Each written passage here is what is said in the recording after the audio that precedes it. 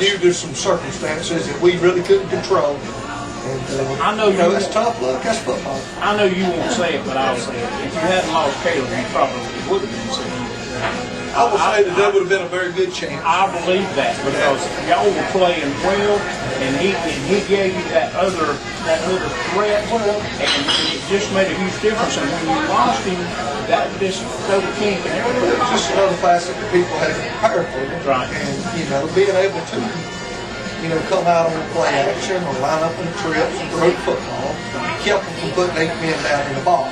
Exactly. With our 2 running backs that run the ball so well, so it kept us pretty neutralized on run the pass threat. Even though he wasn't throwing for a bunch of yards, he was throwing it just enough to make them have to respect that we could throw the football if they left the man uncovered up there. So, Coach, defensively, talk a little bit about, credit to your defense to keep you close in those games. And in conference play, I believe, your last game, 24 points is the most you've given up. You played well and win over North Lincoln to start the conference season.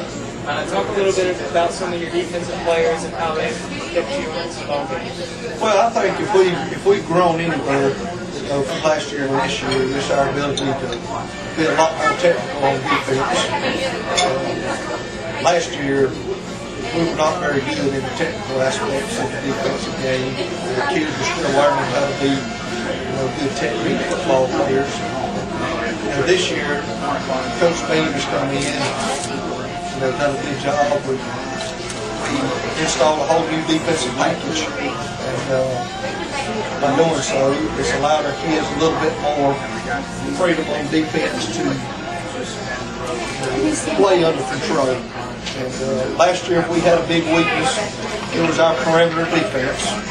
I think this new package that we put in with the staff has allowed us to be a little bit stronger on the perimeter, which has cut down on some of the big plays that we gave up last year. Last year, I think we ended up giving up, I think, somewhere in the neighborhood of 20 plays over 40 or 50 yards long, which is, that's impossible to overcome at any level of football. This year, we have not allowed more than 3 or 4 big plays over 40 yards as a team. So I think that's been one of our biggest strengths, is cutting down on the big plays. Being better technique football players after having a year, under our belts and coaching staff has made a big difference. And, the kids are a year older, a year stronger, a year faster. And as a result of that, they have naturally become better defensive players and better football players. And, we got some good individual players on that defensive side. Glenn Self is a junior linebacker for us. And I've said this numerous times in interviews with you in the paper and on radio shows. If there's a better defensive player in the league, I'm going to have to serve it. This kid makes plays from side to side. He's made plays across the field on toss sweep at the line of scrimmage. He's just an outstanding back for football. Up front, we got 3 big youngins up front: Will Poteet, Jeff Richard, and Chris Davis. They do a great job of opening up the interior line for us. The biggest problem that we have, I guess, is we have any problem on defense. We got 6 kids playing both ways. And, sometimes we do get a little tired. That will become an issue on both sides of the ball. It shows up a little bit every once in a while. Our kids have done a great job of bending a little bit, not breaking. And usually if they're in that stretch where they're gasping a little bit, they typically find a way down inside that 30 to knuckle up and, get their stamina back and find a way to get a stop. Now I can't tell you exactly how many, but I'm going to say we've had 6 or 8 fourth down stops inside the 20, inside the red zone to stop people from scoring this year and get the ball back, for our offense and give us a chance to continue to play well and win our football game. In the defensive secondary, we got 2 seniors, Josh Adams and Justin Carpenter. And the other corner is Kyle Arias, who's also one of our running backs. Kyle is as solid as corners out there. He's probably got 15 to 20 pass breakups this year, 2 or 3 interceptions. Justin, I think, has 6 interceptions on the year. 2 of them returned for touchdowns. Has become really a defensive force in our run game from the safety position. Comes up well on the run and makes a lot of tackles for us. Had several games where he's come close to double-digit tackles from the secondary. You don't like that man being a big tackle for you, but if he's doing it within the concept of 4 or 5 yards to the line of scrimmage, that's a positive, not a negative.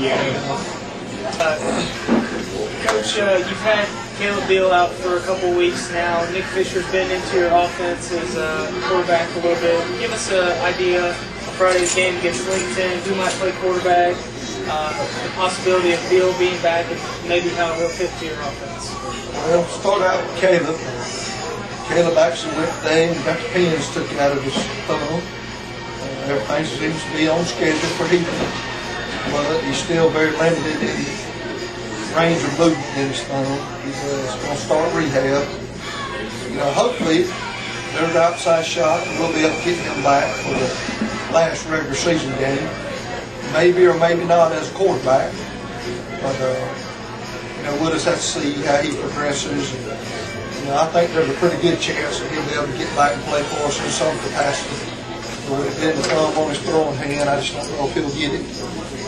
Rehabbed enough to be able to grip the football and be able to do what we need to do in passing. So that's pretty well the update on him. As far as Nick goes, Nick is progressing very well. He's picking up more and more of the offense every week. We're able to do a little bit more, this week than we were last week, as far as his understanding and grasp of the offense. He's still just a 10th grader. He's going to make a few mistakes along the way. That's understandable. We've asked him to step up into some pressure-packed games here as we get into conference play. Going into the season, I would say that he probably wasn't, mentally prepared for that. I think he's done a very good job of getting himself mentally prepared. He's done a good job for us. He's handled himself very well as far as a leader and, running our offense. We haven't asked him to do a tremendous amount yet in our passing game, other than give us a player to throw the football. He's handled himself very well from the standpoint of running our offense and getting us where we need to be. So I'm very tickled with the way he's come up and played for us. Talk about LinkedIn you've got this week. Talk about what you need to do in order to get a win and move forward and just hopefully get a good momentum going towards playoffs. Well, here again, we're playing another team that likes to run the option. Anytime we start talking about option football, the first thing you have to talk about is defensive responsibilities. If we're going to win the game on Friday night, we're going to have to be very disciplined on defense. They run the triple option, so there's 3 phases to what they're doing. We've got to make sure that our kids are solidly taking care of those 3 phases of their offense. They can't throw the ball. So we can't fall asleep and get locked in to run, and then let them catch us with a play action pass. Our defensive philosophy, is going to start with option game. Try to be sound in all phases and not give up a big play. They have tremendous speed also. Speed is definitely a concern. There again, we've talked about it all year long about not giving up the big play. If we can make them play small ball, make them work for what they do. Option teams will have a tendency every once in a while to turn the ball over.